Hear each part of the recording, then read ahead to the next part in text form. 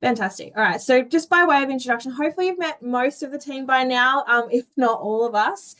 So my name's Kayla. I'm the project manager of the Ag Career Start program. Typically, I don't have a lot of interface with our producers or our participants on an individual level. I always say to our participants and our farmers that I am the oh shit phone call. So you'll typically deal with me when we're navigating issues, or from time to time you'll hear me answering the phones as well. But my role within the project team is obviously around strategy, budget, finance, working with the department and my colleagues at the National Farmers Federation, and obviously managing the team as well and making sure that we're appropriately resourced to run the project, but also that the team have what they need to do their jobs successfully. I've been running this project for a little over 3 years now, started when the project got off the ground in 2022. So I've seen out three cohorts so far and very much love this project and this team. And yeah, very passionate about seeing our candidates succeed throughout the year. Also joined today by Chloe Smart, who is actually out the door on maternity leave at the end of next week. So you'll have a very brief hello to her before you'll meet her incoming counterpart, Amy, who I'll introduce you to in the next slide. So, and then we also have Michaela's not on today. Michaela, a lot of you would have spoken to Michaela as part of your onboarding. Very confusing. I apologize that there's a Kayla and a Michaela. So bear with us. If you call one of us the other one's name, we really won't take offense. But Michaela's role within the program is the welfare and well-being of both our participants and our host producers, so yourselves. And at the end of the day, her role is about making sure that everyone has a happy, safe, and healthy experience on farm. So she'll help you deal with more of the interpersonal side of the program, whereas our training career development coordinator manages the upskilling of our participants and our producers as well. And then we have Hayley, who's also leaving us at the end of this week. But Hayley is our outbound project officer. Typically, this role, so Hayley's role and her replacement, Claire, their role is around the recruitment of participants to the program. So they have a lot of work to do in recruiting the next crop of candidates. But beyond that, Claire and Hayley both spend a lot of time answering the phones as well. So from time to time, you may pick up the phone and have interaction with, it will be Claire from here on out, but you may have spoken to Hayley in the past. So that's sort of the project team as it did exist. Can I have the next slide? Thanks, Chloe. And then, as I mentioned, we've got two new incoming staff members. So Amy, to clarify, is replacing Chloe as our training and career development coordinator. Amy is on the call, I see, but Amy is absolutely fantastic. She has just completed her Nuffield scholarship in attracting young people into agriculture and providing immersive and engaging experiences for young people to explore food and fibre. So definitely, if you get to talk to Amy, do ask her what her Nuffield was like as she traveled the world learning all about different agricultural industries around the world. And then Claire is also joining us. It's their first week in the job this week, so do bear with them. So Claire just finished her double degree in agriculture at the University of Queensland in Gatton. And like I said, you'll deal with Claire from a recruitment point of view or from time to time on the phones as well. Both absolutely fantastic and very much looking forward to working with them. Next slide. So hopefully you know all of this already, but I just wanted to cover off a couple of things. So the first one is that our standard hours of work are 8:30 a.m. to 5 p.m. Canberra time, being that that's where the head office is. However, having said that, that phone number there, that 02 number, is a 24/7 phone line. So the team are available all the time for emergencies. But be aware that if we're looking at from an email perspective and also from a meeting perspective, if we need to meet with you, our preference is that it be between those hours. Obviously, we do work on a national program, which means we work across multiple different time zones. So we can be flexible, but this is always our preference. And likewise, that means when we're communicating with your participants on farm, typically that means, particularly for training meetings and things like that, those will occur between those hours. Also, something I wanted to clarify, if you haven't figured it out already, is that you can't call our text line. So our text line is just that, it's a text line. So I would highly recommend that you save 2 phone numbers in your phone, one being AgCareerStart call and one being AgCareerStart text, noting that you cannot call the text line. It will say that this number is disconnected or something like that. It is purely for text messaging. However, the beauty of that text line is that all of our team have access to that text line. So if you text us, we will see it. We also receive that text message in an email as well. So there's no reason why we wouldn't be able to respond to you in less than a business day if you send us a text message. Also a great way to send us photos if you happen to take any throughout the course of the placement as well. But again, to reiterate, that phone line's that O2 number, that is a Canberra number. So if you see a Canberra phone number calling you, chances are it's one of us. That phone line there, that is accessed by the 4 of us in the project team. So if you ring one, you ring all. So that's where from time to time I might pick up the phone. All you need to say is who you are and who you'd like to speak to, and we can transfer you.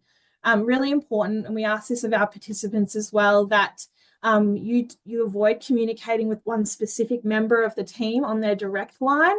As my role sort of has oversight of resourcing, it's really important that we can keep everyone's workload really balanced, and that the participants don't take a particular liking to one of our team and end up calling them all the time.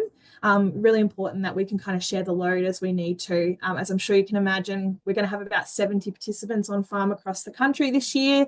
And that's a lot of people to keep track of, and it can't all be done by one person. So if we can facilitate our participants contacting us through that O2 number, that would be amazing. And then the other way to get in touch with us is also through that email address there, which obviously you've all been communicating with already. I should have said, but if you do have any questions throughout this, please just throw your hand up, or you can pop it in the chat box and Chloe will ask a question on your behalf. Hoping to have a very open dialogue here, so don't be afraid to just throw your hand up and ask a question. We'll grab the next one. Thanks, Chloe. Oop. Just jump back one. So hopefully you're a bit aware of this slide already, and this is a bit of a but as you probably know, the program is funded by the Commonwealth Government. So National Farmers Federation received $5.2 million in 2022 to run the AgCAREERSTART program to put 200 young Australians on farm. That is something we have successfully achieved, and we did it under budget, which is great, which means we've had a little bit of leftover money to run this year of the program. And also we've received some top-up funding as well in the last federal budget to extend the program another year on top of this. So just to clarify, if anyone gets any questions, we are running at this stage a 2025 and a 2026 intake of the program. And obviously my role now is to try and source some more money to continue the program long into the future. And the reason I wanted to talk about this is we had a big chat to our participants at Orientation Week about what it means to be on a government-funded program and what it means for expectations around their behaviour and the way they represent the program, particularly when it comes to attending events, industry events and things like that. Our participants often think they come to this program fairly anonymous, but it's something I want to tell you to tell them and to reinforce with them is that our industry knows what this program is. We work with a lot of industry partners and stakeholders, particularly members of the National Farmers Federation. So your state farming organisations, your commodity groups, all very aware of this program. So if we've got participants attending specifically like Cotton Australia events or grain growers events, those industry organisations are very aware of what our program is and who our participants are. So always really important that we remember that, and that this is a taxpayer funded program. So if our participants are going to screw away their training money or act up on industry events, it's not something that I tolerate, and that's a conversation that we would then have with them about their behaviour. But the beauty of it is, on the flip side, they get access to an incredible array of industry organisations and events that they wouldn't get otherwise, and the support of some incredible organisations that we work with through this program. So highly encourage them and yourselves as producers to leverage those networks as well. Thanks for that one, Chloe. So I wanted to have a bit of a look back at the last couple of years. So we have run 3 intakes of the program now, which feels a pretty wild thing to say. So Chloe and I have been around since the doors literally opened, and it's crazy to think about the fact that we've walked nearly 200 participants through the program in that time. We've worked across industries across the country. We've had a placement in every state and territory in the country since it started, and across that list of industries there. And I actually don't even think that's an exhaustive list of industries by any means. But we've had a lot of ups and downs, but by and large, it's been a huge success. So we've had about 79% completion across our 3 intakes. Last year was a little low by comparison to the first 2 years, but 79% completion is still really high. People get a bit scared about 21% of participants leaving the program. To contrast, most post-school programs, school leaver programs, have an attrition rate up over 50%. So for us to retain 79% of our participants for the full 10 to 12 months is actually something really fantastic, and a massive kudos to you as producers for providing a really amazing experience for your participants. But the contrast to that is also to be aware that attrition is a natural part of this game. They are school leavers, a lot of them. They are figuring out life and what their next steps are going to look like. So be prepared to have conversations with them about, if this industry is a good fit, if your farm is a good fit. We'll talk about it in a little bit, but we typically call it the Great Migration. That happens around the 3-month mark, when all the adrenaline of the program coming onto program, going to farm or station wears off. You'll see all the wind come out of their sails, and that's when the phone starts ringing and the tears start falling because they realize they can't quite work out if they've made the right decision. I want you to be aware that that's going to happen. It's something that we've talked to them about, that's going to happen, but they know what support services are available to them. And if you have trouble navigating that time, please just reach out to us. That's what we're very, very much here to do.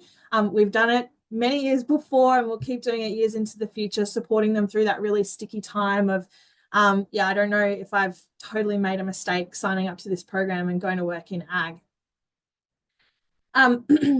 Another good bit of news there, about 81% of our employers either retaining their participant or continued with the program. So to get deeper into that data, about 45% of our producers retain their participant more than 6 months post-placement. So if you've signed up to this hoping you're going to find maybe your next farm manager or your next station manager, you've got a pretty good chance of doing that. That statistic is fairly high, it's about 45%. But that's all the work that you guys have to do on farm. The other 40-odd% or whatever it is end up going either onto other farms or go off to university to study agriculture as well. So some really good cross-industry retention there. And the really, really good news for us is, regardless of whether they stay in agriculture or not at the end of the program, we have about 94% of them saying they still intend to pursue a long-term career in our industry, which we just think is absolutely wonderful.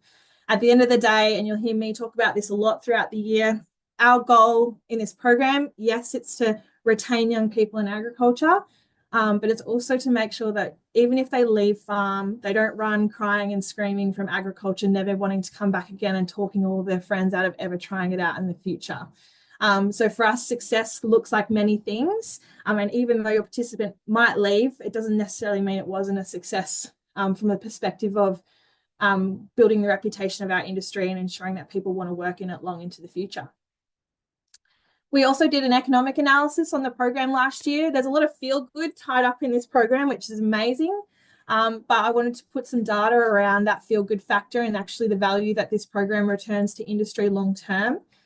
So in the economic analysis we had done last year, which was done by a third party, they found that our cost benefit ratio was 3.24, which is absolutely wonderful. So for a bit of a contrast to that number, the government would typically greenlight infrastructure projects that have a CBR above 2. So for us to be over 3 is actually wonderful. So that takes into account your on-farm benefit, but also the economic and social benefit of this program long into the participants' future careers. So lots of value to be had here. And again, a massive thank you and a kudos to you for jumping on board and contributing to that, because it's through you guys that we're able to make that sort of impact. Any questions about any of that? Beauty, keep rolling. All right. So hopefully tell you anything here that you don't already know. This was in all of the materials that you received as part of the marketing for the program. It's all on our website. You would have had if you've signed your host farmer agreement, this was all in there, but I just wanted to cover and reiterate it again. So like I said before, it's about a safe and enriching experience. Obviously, retaining them in industry is really important, but this is the most important. Safety from both a psychological and physical safety perspective is really critical.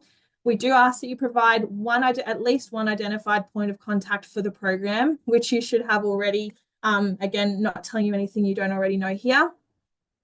You have to provide an employment contract. If you have offered your participant a place in the program and you've yet to sign an employment contract, that's so fine, but we just need it before they arrive on farm. We strongly deter participants from going to farm or station if they haven't signed their employment contract yet. You're probably all operating in good faith, which I can totally understand.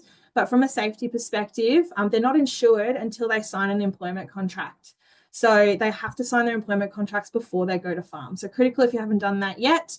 And likewise, if you've signed it and haven't sent it to us, please just send it on in just so we can keep it on record. We typically don't do anything with those employment contracts unless something happens down the line. If you have any questions about employment contracts, you would have discussed this in your screenings, but if you do have any questions, please just reach out. We're very happy to help and or forward you on to the appropriate resource if you need assistance drafting your employment contract. Sign the host farmer agreement, as I mentioned, and then complete your on-farm induction with your participants. So if you haven't already, you will receive your on-farm induction, which is a tool provided by FarmSafe Australia. And that's an induction checklist for you to go through with your participant when they arrive on farm. There is nothing in that checklist that you typically wouldn't already be doing with any new employees in your business, as per the legislation in pretty much every state and territory in Australia.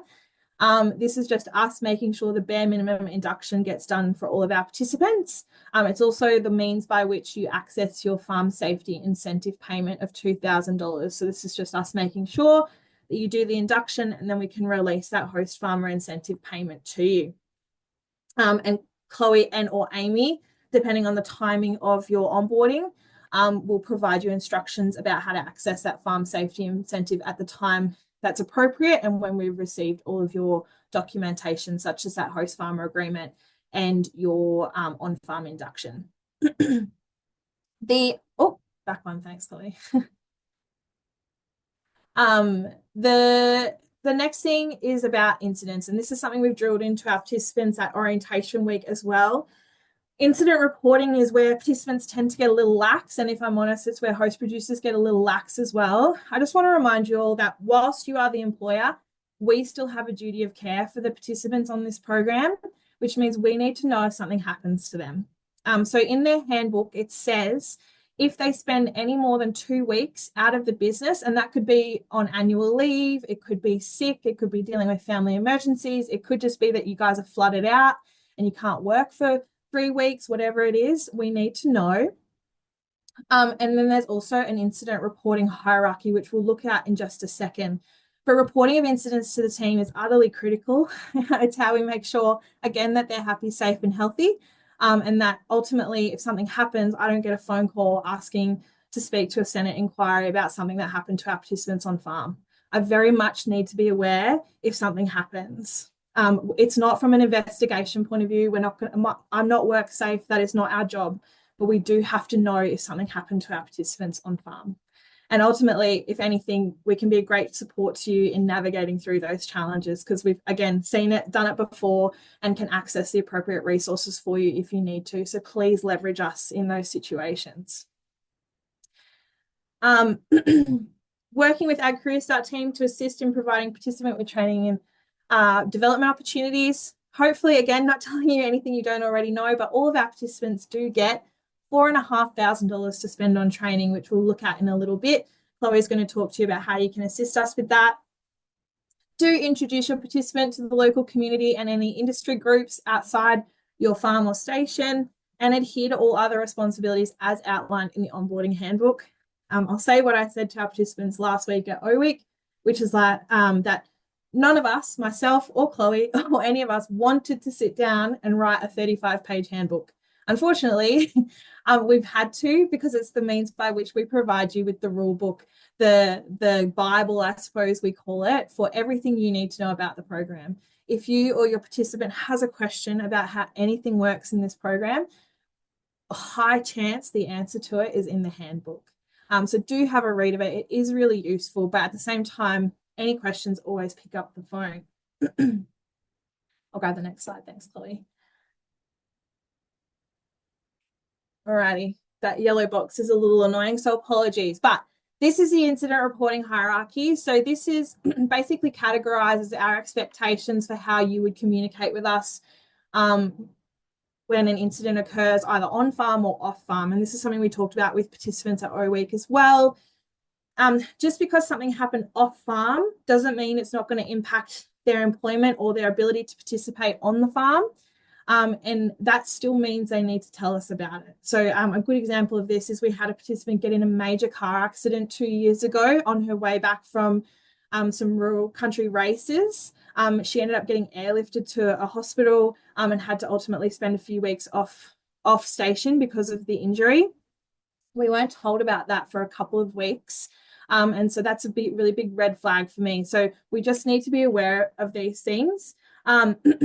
Always contact the appropriate emergency service first. I'm not saying to pick up the phone and call us as it's happening, but certainly if your participant ends up having to receive emergency medical treatment, I would hope that there was a phone call to the AgCAREERSTART team within 24 hours of that incident happening. Again, leverage us. We can help you communicate with parents. We can help you access support services. We'll talk about their well-being and emotional support a little bit later, but again, we have access to things and I can help and we want to help. But hopefully if you can see this part of the presentation into your brain, that would be absolutely wonderful. Please communicate with us. That includes around non-physical incidents such as employee underperformance, terminating your participant for any reason, other significant mental health incidents. If your participant acts like an absolute flog at a community event and someone knows that they're involved with AgCAREERSTART, please just communicate with us. I'd rather you tell us than me find out in the media that an AgCAREERSTART participant was way too drunk and got into a brawl at the rugby on the weekend. Hope that makes sense. And again, just ask any questions. We've discussed this already, but if you need to report an incident either in writing or in a phone call, I will just say when you call us with an incident, we do make a record of that. Again, I'm not the police. I'm not here to investigate. That is not my role. My role is to make sure that if ever in the future something comes up, that we have an accurate record of what happened, and we can provide some sort of an accurate account of what happens. Obviously, there's 3 sides to every story. So our role in that is to take the participant side of the story, yours, and somewhere find in the middle the truth and support both parties to get the best outcome. So I just want you to be aware if you call us and you hear us typing away notes, that's typically what happens. Everything you discuss with us is in complete confidentiality unless it's pertaining to the welfare or the well-being of the participant. So if particularly if a participant discloses something with us that we believe would be counter to their physical or emotional well-being, we may at that time choose to discuss that with you. However, like I said to the participants last week, it will always be at their agreement. So likewise, if I want to speak to our participants about something you've told us, we will always discuss that with you first. Okie dokie. Next one. That's kind of the serious stuff. I think I might throw to you now, Chloe, to do a bit more of the fun stuff. Thank you, Kayla. So Kayla's obviously talked a little bit about this already, but this is your onboarding information. For clarification, those of you who have confirmed a placement with us, so you've offered a contract, you've had a signed contract, you've told Michaela or one of the team that you are taking on that participant. In our system, you go to confirmed, and that means that you will receive your onboarding documentation. So most of you should have received that already. For those that are still in the process of interviews or are waiting for a candidate, just know that that will come. and that you will get all this information should you become a host farmer in our program. So like we already talked about, there's a few different mandatory documents that need to be signed, filled in, read, and sent back to us. So the first of that is the host farmer agreement. That's just a document between yourselves and the NFF, stating that obviously that you'll look after the participant. So that must be signed. In that, we do ask for public liability amounts. So please do fill that in correctly.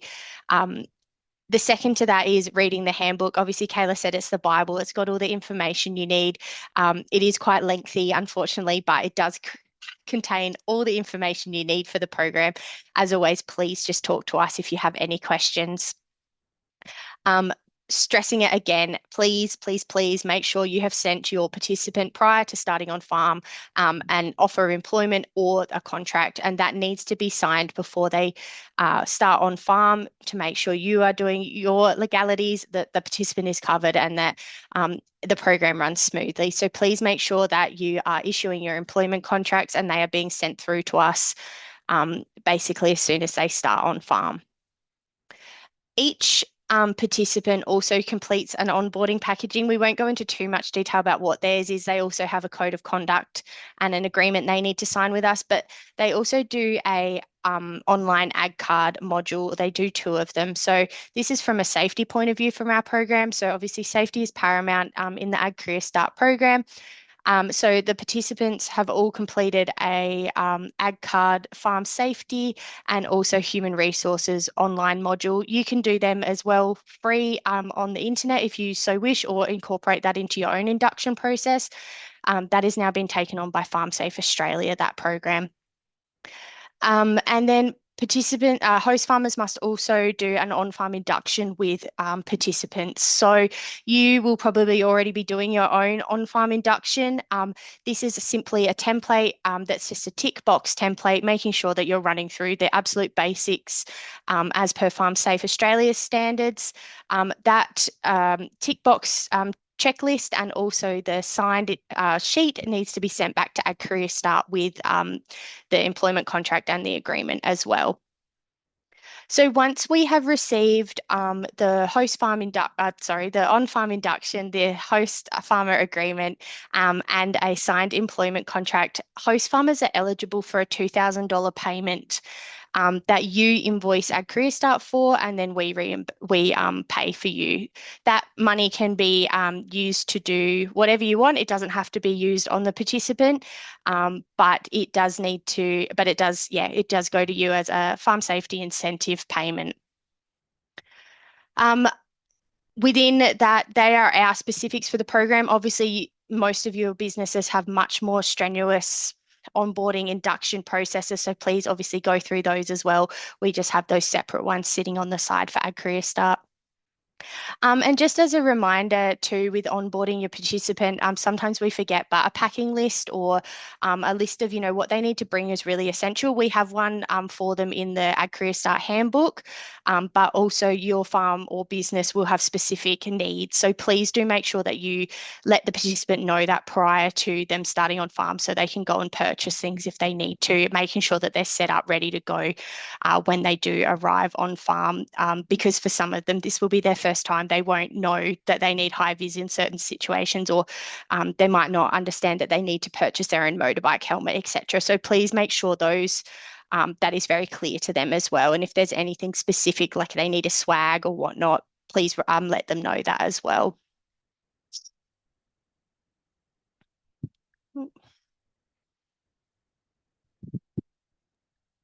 I think that's everything, Kayla. I might pass back to you for the next one.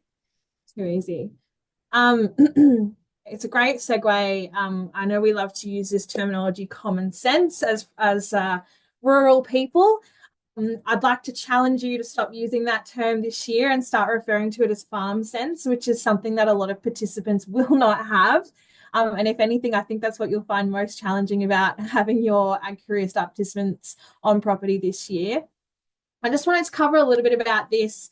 Again, I don't want to tell you anything you don't already know, how to suck eggs, how to be an employer, but this is some things that we see coming up commonly with our participants. And it's also something that we addressed with them last week at orientation week as well. But the number one thing that will cause issues, particularly in the early days on farm, is homesickness. Probably at some point you all have experienced this yourselves. If your participant does experience homesickness, please just remind them that they have support there available. They met 54 of their peers on program last week at orientation week. They have access to us.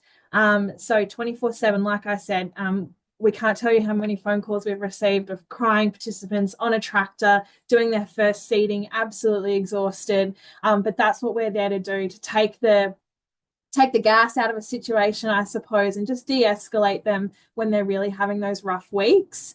Up to you how you want to manage parents in this particular situation, particularly for our younger participants.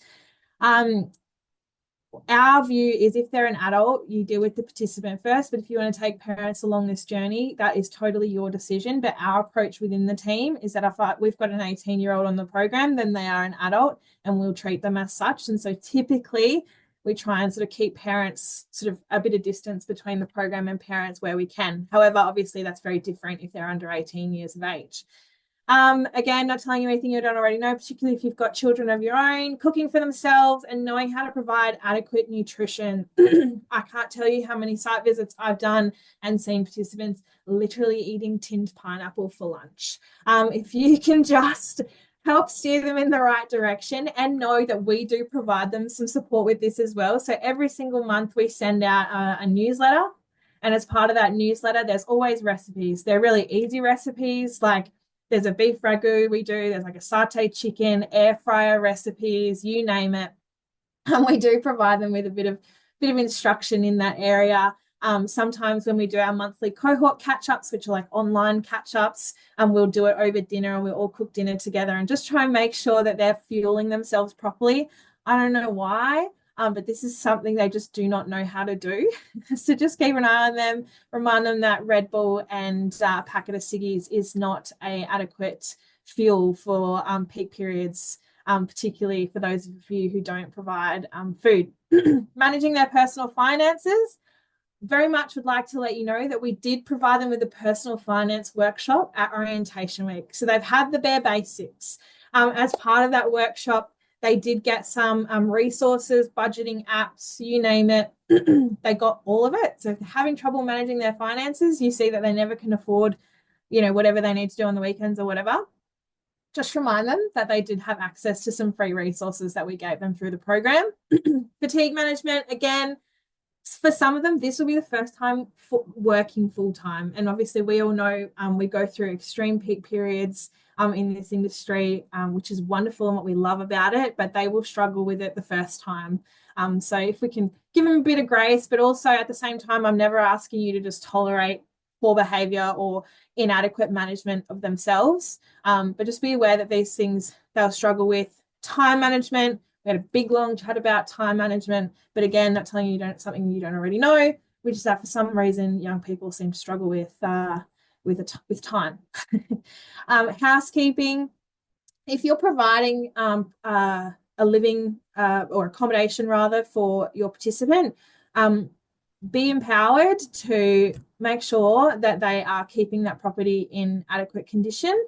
That also extends to any vehicles that you provide as well. We've had that conversation with them again last week. It is in the code of conduct that they are to look after any property that you've provided to them. If you're having issues with that, again, that would be another time where you'd pick up the phone to us and we would be the ones to tell them to pull their heads in if you're having no success doing that yourselves. And this says employee disagreements. Really, this covers all interpersonal disagreements, particularly where you might be having a bit of a conflict with the participant. Reach out to us. We have many a times come and sat around a kitchen table just to try and, again, take the gas out of an issue, de-escalate it, and try and get to the bottom of what it is that everyone's trying to accomplish. Like I said, success for us looks like happy, safe, and healthy. And so if that means we're just trying to offboard the participant in a really constructive way, then that's what we'll do. But just come and chat to us. Our favorite phone calls are when we have farmers who call us and say, I just need a bit of advice. Like, how should I be handling this? I feel like I'm doing it right, but it's not getting me anywhere. What do I do? Just talk through it with us. You've probably seen a lot of the team, we're fairly young, I suppose. Some of our team are actually fairly similar age to our participants. So just pick their brains. Just use them as a sounding board. Again, leverage the services you have available to us. Next one, thanks, Chloe. All right. So typically this is where Michaela would jump in because this is her remit, but something I just want to reiterate, you are the employer, which means buck stops with you, right? You're the one who pays their paychecks. You're the one who has them in your business every day. Will not interfere. If you want to make a decision as their manager, that is your business, and we're not going to interfere with that. Like I said, we're just here to be a support. However, where it comes to safety, whilst we have no remit through which to remove a participant from your farm, like I said, if we feel like their safety is at risk, we may advocate for them to either leave farm or to look at placing them somewhere else. Same goes for you guys. If we feel like it's unsafe for you to have the participant on farm, we may advise ending the placement as well. But that's the only time. Otherwise, you're the boss. Buck stops with you guys. So just understand we're here to be a support in the background, not to tell you how to run your business. Thanks, Chloe. Next one. So I'll just jump forward one, Chloe, and then we'll jump back because I think the interaction timeline is the next one. Yeah, beauty. So if you've received your handbook, this interaction timeline is in there. So the interaction timeline here lays out the minimum number of communications that our team will have with the placement across the duration of the 10 to 12 months, assuming they stay on farm that long. So on the left-hand side of this diagram is all the interactions we'll have with them and yourselves from a welfare and a well-being point of view. On the right-hand side is anything to do with their training and upskilling. So on the left-hand side, you'll see we'll check in with them at about the 48-hour mark. So when we know when they're going to farm, we check in with them there. And then we'll alternate between regular check-ins with our participant, but also with yourself. This is by no means sort of prescriptive in the terms of like, we will call exactly 1 month from when the participant arrived on farm, but you can expect that around the 1 month mark, we're probably going to pick up the phone and you're going to say, holy crap, I had no idea what I got myself into. And then we just have a really good vent session. And that's really the role of those check-in calls. It's just to keep us in touch with the participant and again, address issues early if they come up. A participant will have at minimum, I think it's 4 check-ins throughout the year for their welfare and another 4 for their training. The welfare calls are pretty short. Like if they're on the tractor, we would just call them then, so shouldn't take them out of work for any reason. But their training meetings, on the other hand, may take up to an hour. So those business hours I talked about earlier, that's when we would be scheduling a meeting with them. If you can make them available for that, that would be most appreciated. Or if you just want to communicate with them, like, hey, I know you have to have a training meeting. Can you do it at this time of the day or during smoko or whatever it might be? Again, you're the boss, you decide. But just understand that we do want to have these training meetings with them because they can't access their bursary unless they attend these training meetings. They're really valuable and yeah, something that they shouldn't miss if they do want to access their bursary. We'll flip back one. Thanks, Chloe. So typically a check-in will occur via phone call or video conference, so just like this in a Zoom scenario, but we also will just check in with them from time to time via text message, hey, how you doing? And likewise, they can communicate with us via email. Email typically tends to be last resort for us with our participants because they never respond to them and for some reason never check their emails. So we resorted to going to text messages instead. We love doing a farm visit. So if there's an opportunity for us to come out and see them in their environment, it's amazing what things and how honest they'll be with you when you're actually staring them in the face. So if there is the opportunity, we love to come and do that. Be aware, like it's not usually because we think there's anything wrong. It's just to come and see them in their environment and to also maybe take a couple of photos for social media and things like that. However, from time to time, like I said, it's not strange for us to come and sit around a kitchen table and try and navigate through a particularly sticky situation. I'll jump forward a couple. Chloe will be sending out later We've created a WhatsApp group for host farmers.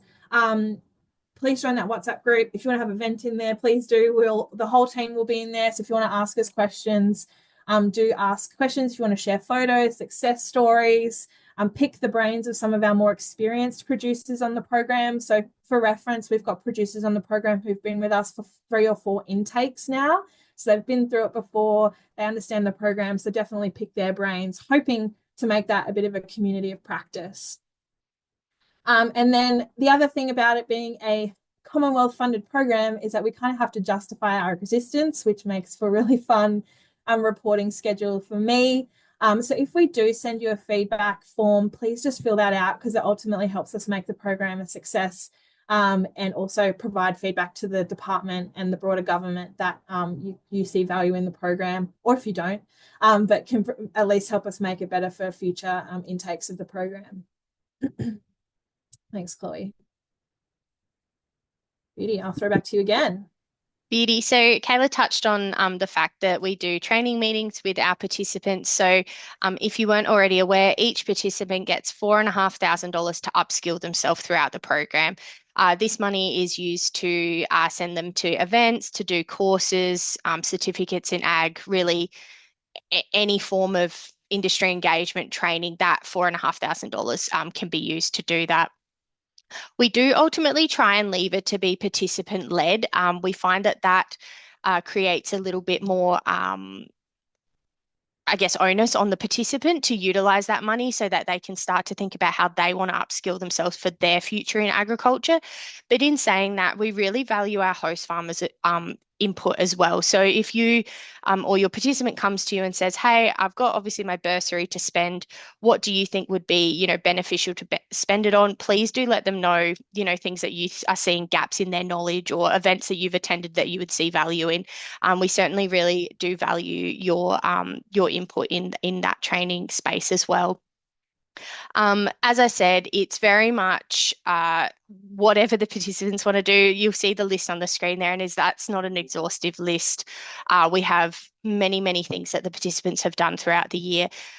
So as Kayla said, we'll sit down and have a meeting with them. Obviously, Amy will be taking over this space throughout the year. So the participant will be dealing with Amy and yourselves will be dealing with Amy. But what we do is we sit down, we have a meeting, and that first training meeting is really about getting to know them, what they want to do, how they've thought about maybe how they want to spend their bursary. We gave them some great worksheets through a workshop at O Week to sort of get their brains thinking about what they can do on farm, what it might look like, what things might help them, those types of things. So in that first meeting, we'll sit down with them, we'll write some notes, and from those notes, we develop what we call a training plan. And that training plan is sent to yourselves, it's sent to the participant. Obviously, we hold a copy, and it's really just showing, here's what the participants' goals are, here's what their interests are. This is some things that AgCAREERSTART might recommend training-wise. And then this is where the training is available in your local area and how often, and the cost associated with that. So that all comes in the plan. And throughout the year, that plan obviously chops and changes over the time when we have our meetings with the participants. That also grows and the plan grows. So you will get multiple copies of that throughout the year. As I said, please reach out to us or to your participant for any ideas that might help them if you're really seeing serious knowledge gaps. If we can find a course or training or industry event that they can attend to help fill that gap, we will do so where we can. But yeah, very much it's participant-led. AgCareer starts book it and pay for it, so you don't need to worry about doing any of that. But as I said, you guys know your areas best. We are a national program. We're got kids all over the place. So if you can provide any insights, whether there's a first aid course coming up at your local hall, or chemical handling or low stress stock handling that your neighbours are running next door, please let us know. We want to help support your employee upskilling themselves to bring those skills back to your business, whether it be for the year or hopefully ongoing from there. So training is very much sort of, I guess, straightforward in the training sense, with really anything, courses, certificates, anything like that. Industry engagement, we typically call, conferences, field days, discussion days, study tours, anything like that. We usually send some large cohorts to some of the bigger industry events throughout the year. So last year we took about 20 to the Grain Growers Innovation Generation. Another sort of 20 went over to Cotton Conference. We had a good contingency at LAMX in Adelaide. So we do try and go to all the major industry events where possible. And again, that bursary, that $4,500 covers that. We also cover for the industry engagement. So it's their ticket costs, their accommodation costs, and their travel costs. So it shouldn't cost anything but their time to attend. And just to reiterate to yourselves, and obviously Kayla has said this multiple times, you are the employee. No training or industry engagement should be booked or undertaken without your permission. Ultimately, they are the ones asking you for time off. They need to come to you and say, hey, I'd like to go to this conference. It's going to be 4 days, plus or minus 1 or 2 days travel. Can I please have time off for that? Questions we get from host farmers is how should they take that time off? That is completely up to you. Some of you may use a toil system, some of you may use an annual leave system. It is entirely up to you. You may be paying for them to attend that conference. You may ask them to take unpaid leave. It's entirely up to your discretion how you do that. We can obviously provide some support in that sense if you're a bit unsure about, how they should be taking that time. But ultimately, no training or industry engagement is mandatory in the AgCAREERSTART program. It is all just encouraged. Nothing is mandatory. They don't come out of here with a certificate or anything unless they do a specific certificate. And if obviously it's the middle of shearing or the middle of mustering, harvest, whatever it might be, and they come and say, hey, can I have, a week off to go to this conference? And you're like, look, it's a really busy time. They have to, suck it up, unfortunately. And we can help work with them with that. And we can help work with you and say, look, maybe you can't go to Grain Growers, but you can go to Cotton Conference, whatever it might be. So just be aware that, we won't ever say, hopefully they never come to you and say, AgCAREERSTART told me I have to go to.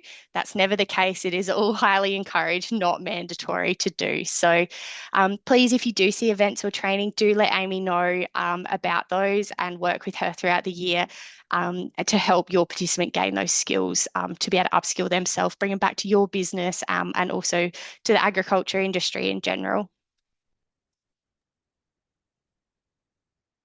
I'll just jump in and just a little bit there as well. Just flip back one for me, Chloe. Like Chloe said, nothing's mandatory. So like she said, if they come to you and they say AgCAREERSTART said, AgCAREERSTART never said. There are a couple of events that we highly recommend, and I just wanted to cover them now just because some of you will be like, well, that's not really relevant for my industry. And usually that one is Innovation Generation. Yes, it is run by grain growers, but it is the one and only conference on the calendar that is purely designed for young people in agriculture, for under 35s in ag. It is there may be a little sprinkle of a grain sort of theme, being that it is run by grain growers and their farm tours might be on grain properties. But the rest of that conference is very much geared towards professional development for a general young person coming into the agriculture industry. It is a fabulous event. We do take a large contingent. And the other reason we encourage our participants to attend that one is because we get great discounts with grain growers to go. So they actually get a lot out of, or a lot of value out of a smaller amount of money spent going to that event. And also when we encourage our participants to sort of funnel them into specific events throughout the year, it's also a great opportunity for them to come back together as a cohort and reconnect with their peers. Events sound like a bit of a faff about sometimes, and don't get me wrong, they will have a blast, but it's kind of the cherry on top of their experience. And whilst it's not necessarily a practical upskilling opportunity, what you can watch as it happens across the week or couple of days that they're at a conference, watch their understanding of where they sit in a much broader supply chain just expand off the charts. And whilst they're not going to learn how to shear a sheep or whatever an Innovation Generation, watch them start to picture themselves inside an industry that's much bigger than themselves. It really provides a lot of value and context into their understanding of the industry more broadly. So that's why we encourage them to go. For your knowledge as well, as part of our monthly newsletters that go out, we do put a list of events that are coming up on there that we ask them to register for. And usually with that comes a bit of an explainer So we'll send you out an email to say, you know, innovation generation is coming up. Here's what you need to know about IG, or here's what you need to know about young beef producers. So if you have any questions, typically we've provided that information already. So just keep an eye out for that one. Thanks, Chloe. And then it feels a little crazy to talk about the end of placement already, but it comes around way faster than anyone ever seems to think. As you reach the end of the placement, there's a couple of things, couple of options you have at your disposal, I suppose. First, and obviously most preferred, is that you may choose to offer your participant ongoing employment. Please note that from graduation date, which usually falls around the 10th to the 12th of December, they're no longer what we call in our duty of care. They're no longer, quote unquote, on the program, but that doesn't mean the support stops. If they need to talk to us, we'll always be there for them. They move then into the alumni program. It's just, they still have access to us, but it's slightly different to how it works sort of on the day-to-day as part of their placement. Obviously, if you can keep them around, that's the ideal situation. We love that, but we also hate that because it typically means we lose you guys as host producers as well, because not a lot of you have room for an additional AgCAREERSTART participant on top of that. However, like I said, that's highly, highly preferred. The second one is that you or your participant may choose to cease employment. Again, totally at your discretion. You're the employer, you make those decisions. If that's the case, then we hope you've at least had a good enough experience to come back and reapply for the following year. And we'll communicate with you those application deadlines as we move towards the end of the year. Reapplication typically happens around the end of September. Also really important around that time, about August, September, we'll start to talk to you guys and prod you guys to have those conversations with your participant about what happens next. Be aware, most of them will be terrified to talk to you about next steps, whether they're terrified to ask for another job next year, whether they're terrified to ask you for a reference because they want to go somewhere else, or they're terrified to tell you that actually they think they're just going to go back home and spend a year back home or travel overseas or whatever it means. Just be aware they're scared. So always advocate that you guys raise that conversation and be very open with them and tell them that they can discuss that with you. And then obviously, if you want to keep them on in a more casual capacity, always great as well. We know a number of our participants who've gone off to uni, studying ag, still go back to their placement farm to do harvest or shearing or whatever it might be. So just continue that relationship if you want to. By no means, just because the program for them is over, does it mean that your relationship has to end? And we certainly hope it's actually the opposite. Like I said, we start to communicate with you towards the end of the year, but I just wanted to lay it out there from the outset. There are no expectations for anyone beyond the end of the 10 to 12 months. Obviously, it's our job and your job as host producers to give them such a cracking good time this year that they want to stick around, both either on your property or at least in industry in the long term.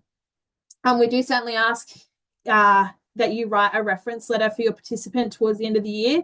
Even if you don't, or even if you do intend to keep them, having a reference letter in their portfolio from you as a producer is a really valuable thing to have. And towards the end of the year, we will look to send out sort of a templated letter. If you don't want to write your own, we can certainly help with that as well. So that's the offboarding process. Next one, thanks, Chloe. We should be getting close to the end. We are. Awesome. So then we come right back to the beginning, which is just one final reminder. Please, if something happens to the participant, even if it's like they rolled their ankle at footy and they're going to be on reduced duties at work, if they had some kind of mental health episode, if they, I don't know, came to you and disclosed something, please just communicate that with us. It's all we ask. It's just, it really helps us do our jobs better and support them better. Something that we didn't put in this onboarding, but it is in your handbook, is that our participants all have access to 8 free counselling sessions throughout the year. That's provided for by TIACS, TIACS, which is a trademark funded organisation. It's a not-for-profit. They have 8 free counselling sessions. So if they're having a rough time, please access that support service. Or at the very least, get them to talk to Michaela so Michaela can help them navigate more professional support services. I discussed this with the participants last week. Our team are not trained counsellors, and so you will hear us often put a boundary in place at which our support stops. and then we put them onto more professional support services. But again, that's something we will help navigate. So just keep reaching out, and we can help support as much as possible. Conscious we've definitely run out of time, but I again just wanted to thank you sincerely from the bottom of my heart and the team and the National Farmers Federation. Thank you for putting yourselves out there, and just really stepping up to the plate when it comes to welcoming in the next generation of young people. It is not a small thing, and I want you to know we really appreciate it. And we thank you for going on this journey with us and with your participant. And we hope you have a wonderful year. We've probably got 3 minutes for questions. Otherwise, if you want to jump off now, definitely feel free, because the employer fundamentals session will start in about 3 minutes. Thank you very much.